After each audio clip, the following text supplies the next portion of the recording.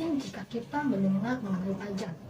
Pajak adalah suatu kontribusi wajib bagi suatu negara oleh individu maupun badan yang bersifat memaksa berdasarkan undang-undang yang telah berlaku. Pajak merupakan kontributor utama suatu negara dan digunakan untuk keperluan negara itu demi kemakmuran rakyat. Namun, seringkali kita dengan mudah melihat oknum-oknum nakal yang berusaha untuk mengurangi bahkan menghindari pajak. Kita telah menjumpai salah satu oknum yang kita curigai sebagai pelaku penggelapan pajak. Bagaimana cara ia melakukan penggelapan pajak? Simak terus di Investigasi Salwa. Kami mendapatkan sebuah informasi mengenai kasus penggelapan pajak oleh agen kami yang bekerja di perusahaan besar X.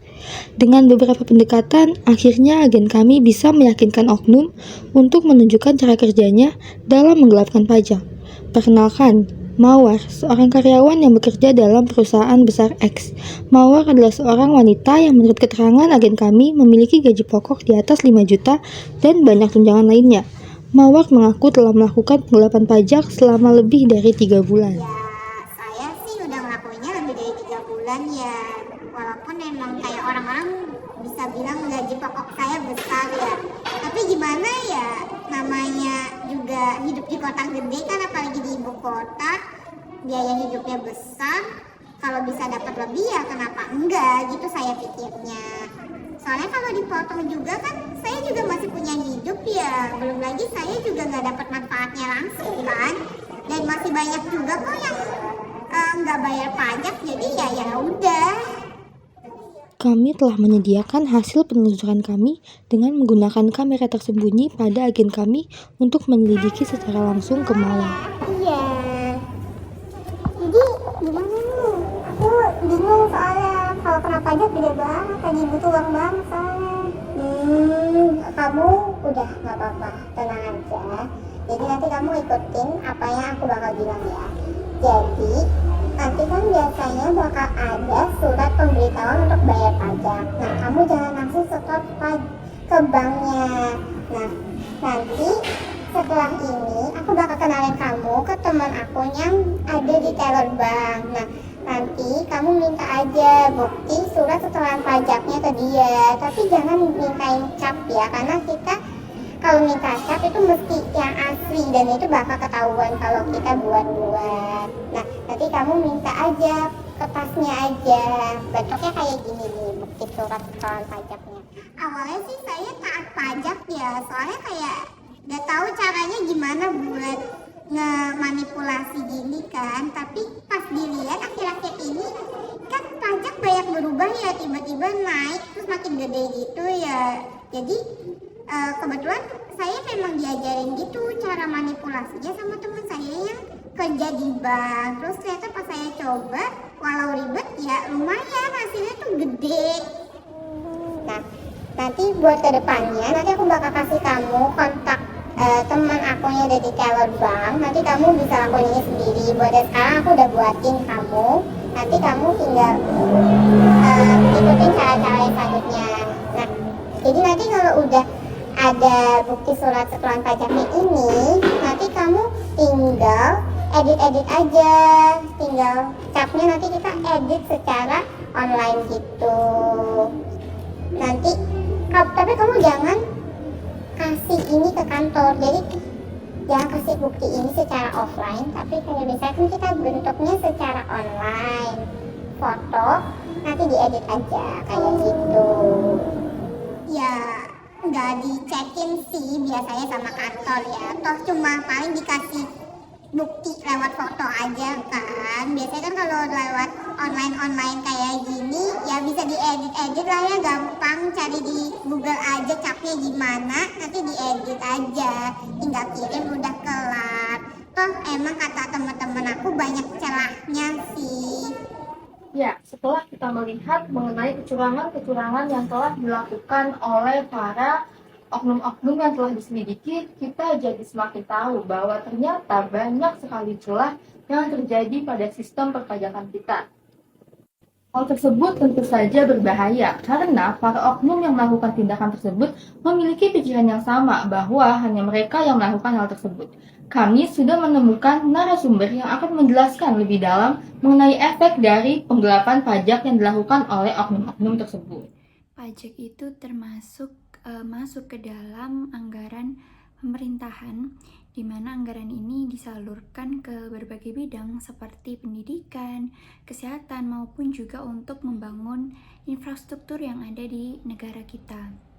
Nah, untuk proyek-proyek besar nih yang dimana anggarannya sangat besar, itu memerlukan biaya yang sangat besar ya pastinya.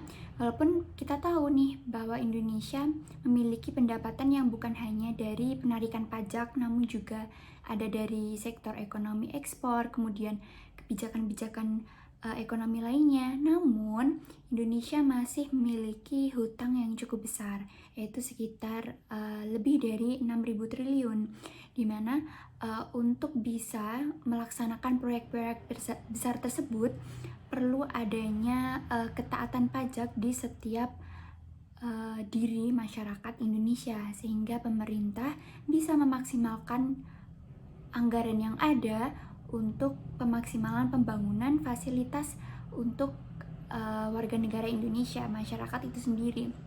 Sehingga ketika semua fasilitas,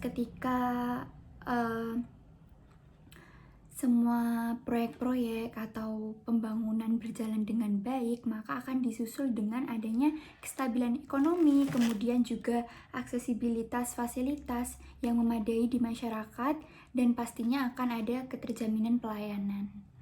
Ya kalau aku jadi masyarakat sih dengar tentang penggelapan pajak pastinya ya takut ya, soalnya gimana ya, kan orang-orang yang gelapin pajak itu kan gak sedikit ya, jadi kayak dikit-dikit kan lama jadi dikit, jadi kayak pajak itu kan buat bangun Indonesia juga, jadi kalau misalkan banyak yang menggelapkan pajak, jadi kan banyak uang negara yang gak kumpul buat bangun negeri ini kan, jadi kayak negeri ini tuh jadi nggak bisa berkembang. Contohnya kayak kasus yang di tahun 2010 kemarin, negara kita tuh udah kehilangan kayak 300 miliar gitu, jadi kayak berasa banget di Indonesia gitu. Tapi yang kita lihat, permasalahan pajak ini bukanlah hal yang sepele. Berdasarkan konteks pada nilai Pancasila, kita dapat menyelesaikan masalah pajak dengan menerapkan nilai-nilai yang ada dalam Pancasila. Misalnya, pada sila pertama, yaitu ketuhanan yang Maha Esa. Sebagai seorang individu, kita seharusnya menyadari bahwa membayar pajak adalah kewajiban setiap individu sebagai warga negara yang taat pada agama. Dengan mengingatkan para individu yang melakukan penggelapan pajak dapat menjadi awal untuk menyelesaikan permasalahan penggelapan pajak ini.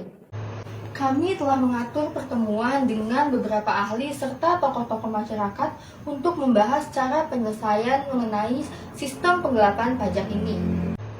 Saat ini pemerintah perlu untuk melakukan penguatan pada sistem perpajakan dan juga meningkatkan pengawasan terhadap pelaku penggelapan pajak. Dalam hal ini, nilai keadilan sosial menjadi sangat penting untuk ditegakkan. Perlu ada kebijakan yang mengatur sanksi yang tegas bagi pelaku penggelapan pajak sehingga dapat menimbulkan atau menyebabkan efek jera bagi pelaku dan juga menjadi deteran bagi orang lain yang akan melakukan hal yang serupa.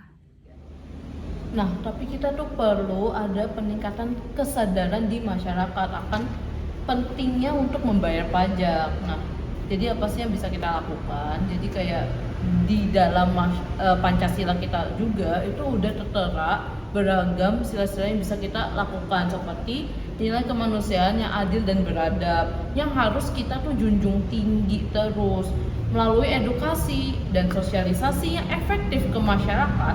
Masyarakat tuh harus bisa memahami bahwa pembayaran pajak merupakan bentuk partisipasi aktif bagi kita sebagai masyarakat untuk dapat membangun negara kita menjadi lebih baik lagi. Nah, jika masyarakat memahami manfaat yang diperoleh dari pajak seperti sekolah yang dibangun, jalan-jalan yang perbaiki, maka kemungkinan untuk bisa terjadinya penggelapan pajak itu dapat dikurangi secara drastis. Selain itu, penting juga untuk meningkatkan transparansi dan akuntabilitas dalam sistem perpajakan di Indonesia. Implementasi nilai demokrasi yang terpimpin akan membantu dalam mewujudkan hal tersebut.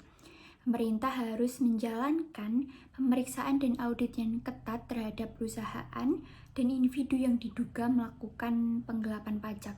Jadi pembentukan lembaga independen yang bertugas mengawasi perpajakan menurut saya sangat perlu untuk dipertimbangkan. Dalam menyelesaikan permasalahan penggelapan pajak, bukan hanya pemerintah yang harus terlibat, namun masyarakat juga harus turut mendukung segala upaya penyelesaiannya.